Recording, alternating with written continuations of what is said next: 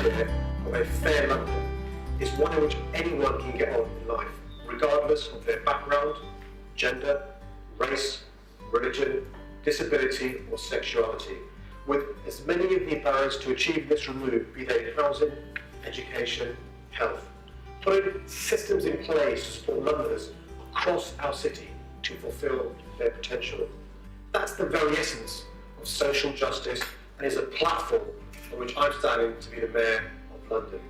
A Mayor who will restore to all Londoners the same opportunities that I had, giving every Londoner a fair start in life and the helping hand they need to make the most of their life. That's why I want to be a Mayor for all Londoners. Thank you very much. The key thing is this: we need in London a Mayor who's going to take personal responsibility of housing in London. I will set up at City Hall a Homes for Londoners, bringing together local authorities, housing associations, developers, those in the city, those with finance, to make sure we address the crisis. And what does that mean? That only my London plan will say half of all new homes need to be genuinely affordable. There'll be a combination of homes with this where you pay a social rent, council homes where you pay a London living rent linked to earnings, 1/3 of average earnings rather than market value, and homes shared ownership using the transfer of the land that we've got. And we've calculated in the modelling we've done from zones 3 to 6 in outer London.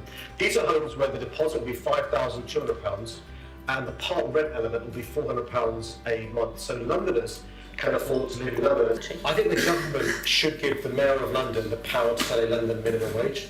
I welcome the fact that the new Commission will look at the cost of housing when it comes to calculating a living wage. I think they'll take it to above £10 an hour. And that's why another promise I've made is to freeze fares over the next 4 years. You'll pay a penny more in 2020 than what you pay now. The public transport fares in London are the most expensive in all of Europe. They've increased by more than 50% in the last 8 years by an additional £3,500. We can freeze the fares and we will. Tell me a couple of master strokes that you would do for the budget tomorrow. He should be invested in infrastructure to do with more housing in London. I'd give the green light to Crossrail 2, a proper green line, not partial funding.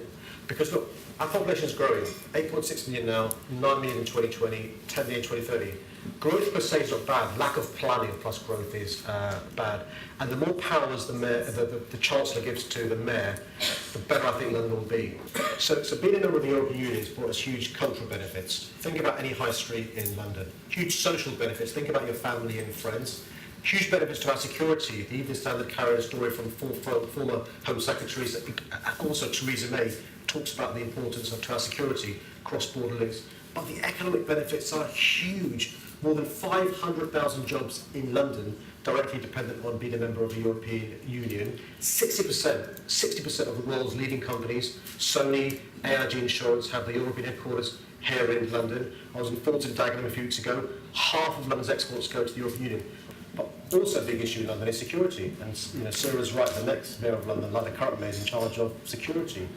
And I'm passionate about the need for us to address extremism and radicalisation. It is a fact that you can be indoctrinated, groomed, brainwashed in your bedroom via the internet. That's why I'm the person saying we should be closing down internet service providers. I'm the person that's been saying we should make sure that young people in this country are resilient, told that actually it's possible to be a Londoner and to be Muslim and be successful. We need to have more positive role models, British Muslims, Londoners, who have been successful being a Londoner, being Muslim, being of Asian origin, being English, being European.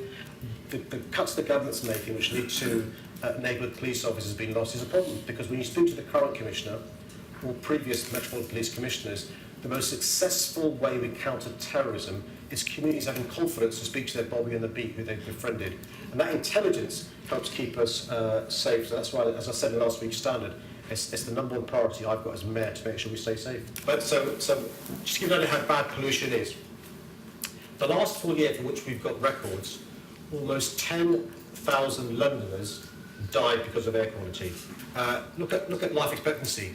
If you go on the Jubilee line from Westminster to Stratford, every station you go on, your life expectancy dies by a year. One of the jobs the Mayor's got is addressing public health inequality. I want the Mayor to have a role in relation to leadership and coordination of health. we've got a rising population, and I think rather than civil servants in Department of Health being in charge of health in London, there's a role for the Mayor to provide leadership on physical, social, mental, as well as, of course, the public health inequalities.